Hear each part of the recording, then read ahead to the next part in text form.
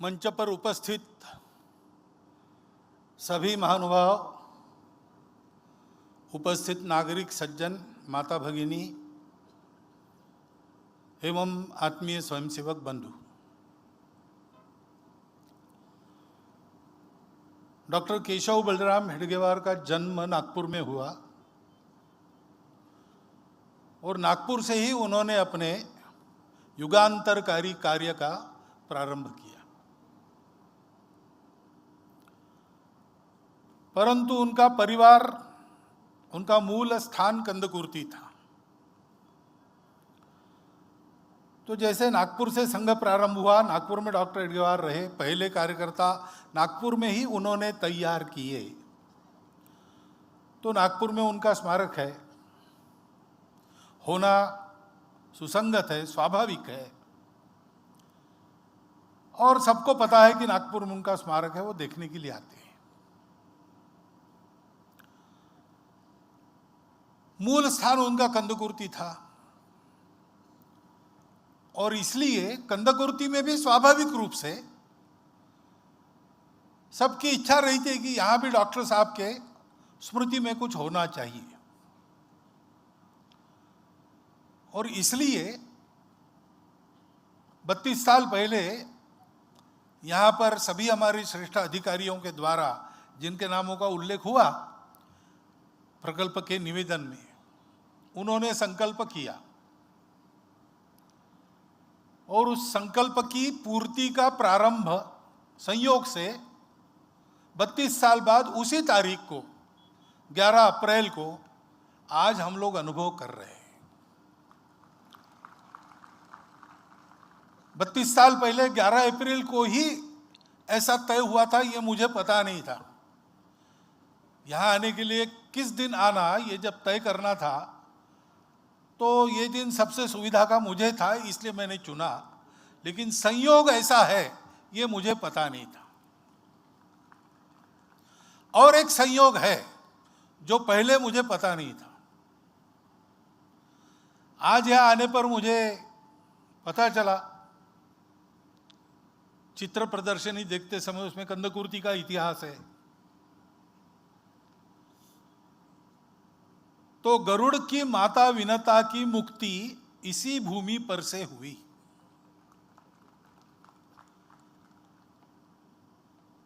और यहां से आए हुए डॉक्टर हेडगेवार ने राष्ट्रीय स्वयंसेवक संघ शुरू किया।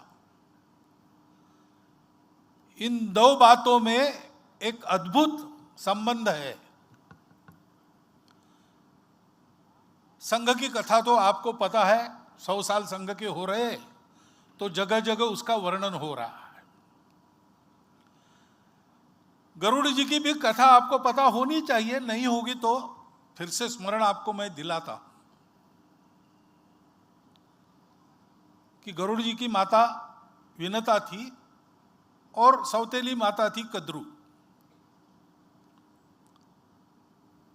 तो पुत्र प्राप्ति के लिए उन्होंने तपश्चर्या की, भगवान ने उनको वरदान दिए।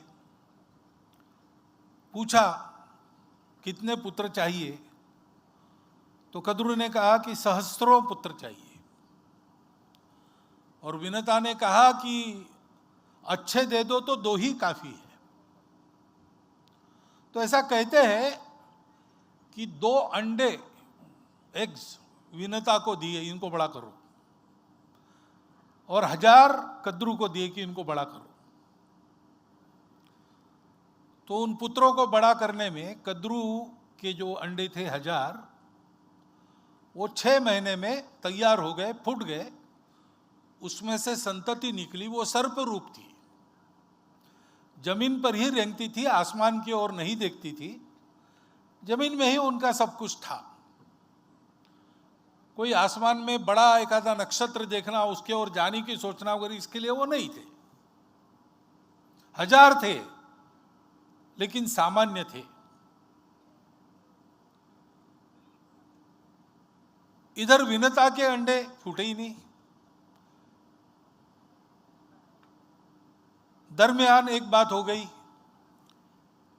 कि कद्रू को भय लगने लगा कि 1000 मेरे पुत्र है, लेकिन वो ऐसे है इसने दो बहुत अच्छे पुत्र मांगे हैं, तो इसके पुत्र ज्यादा कर्तृत्वशाली हो गए तो मेरी सत्ता कम हो जाएगी। इसलिए उसने एक कपट चला, विनता के साथ होड़ लगाई कि सूर्य के रथ के घोड़ों की पूंछ काली है। विनता ने कहा संभव ही नहीं, सारे जगत को प्रकाश देने वाले के रथ के घोड़े, उनकी पूंछ काली कैसे हो सकती है? वो तो तेजोमय होगी, दैदीप्यमान होगी, शुद्ध शुभ्र ऐसा उसका रंग दिखेगा चमकता हुआ। तो लगे होड़, जाकर देखेंगे सूर्यलोक में। तपोबल से सूर्यलोक में पहुंची, लेकिन उसके पहले कद्रू ने अपने पुत्रों को आदेश दिया कि तुम जाकर सूर्य के घोड़ों के पूंछ पर बैठ जाओ ताकि वो पूंछ काली दिखे। और इसके कारण जब वहां पहुंचे और पूछे देखी तो वो काली थी। तो विनता हार गई और हारने के दंड स्वरूप उसको कद्रू की दासी बनना पड़ा। तो वो दास्य में थी, गुलामी में थी, माता गुलामी में है। पुत्र हुआ ही नहीं, 6 साल हो गए। अंत में विनता अधीर हो गई, उतावली हो गई, उसने अंडे को जबरदस्ती फोड़ डाला। तो उसमें से एक तेजस्वी पुत्र निकला, लेकिन वो अधूरा था, पूरा बड़ा नहीं हुआ था। तो बाकी सारा शरीर तेजस्वी था, अग्निमय था, लेकिन उसके पैर नहीं थे। और अपनी ये हालत देखकर उसने कहा कि मुझे समय से पहले अंडे से बाहर जिसने निकाला वो मेरे जैसा ही परस्वाधीन होंगे, गुलाम हो जाएंगे। तो माता गुलाम ही बन गई थी। इसको पता चला तब पश्चाताप हुआ, लेकिन उसने एक उत्साह दिया माता को कि माता तू चिंता मत कर, अभी जो दूसरा है उसको समय से पहले नहीं निकालना, वो अपने आप बाहर आ जाएगा और वो अपने पराक्रम से तुमको दास्य से मुक्ति देगा। अरुण सूर्य का सारथी बन गया, अपंगावस्था में भी। तेजस्वी तो था ही, उसका दोष नहीं था, वो अपंग था। दूसरे जो जन्मे अंडों में से 12 साल होने के बाद गरुड़ बाहर निकले और गरुड़ ने अपने पराक्रम से स्वर्ग में जाकर अमृत का कुंभ लाया। शर्त थी विनता को दास्य मुक्त करने की। जन्मते ही उनको पता चला, पिताजी का आशीर्वाद लेके वो सौतेली माँ के पास पहुंचे कि तुम भी मेरी माता हो, वो भी मेरी माता है, अब उसको मैं दासी कैसे देखूं, क्या उपाय है? तो उसने एक असंभाव्य शर्त रख दी कि स्वर्ग से अमृत लेके आओ, अमृत कुंभ लाकर यहां रखो, तब मैं उसको मुक्त करूंगी। तो स्वर्ग में गए, देवों की सेना को पराजित किया। अंत में भगवान विष्णु को लड़ने के लिए आना पड़ा।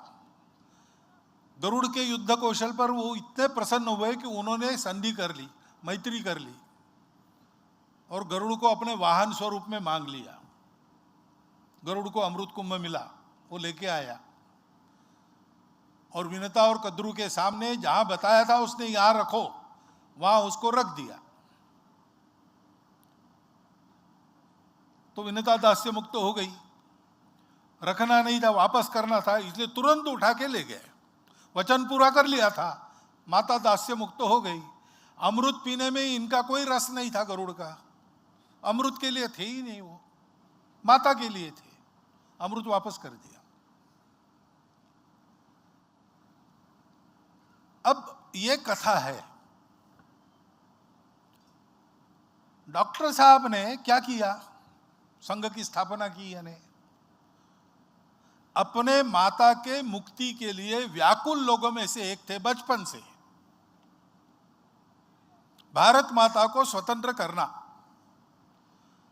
हमारी अपनी सत्ता को हथिया कर हमको गुलाम बनाकर राज्य करने वाले अंग्रेजों को खदेड़ देना, बाहर जिस उपाय से जा सकते हैं उस उपाय से बाहर निकालना।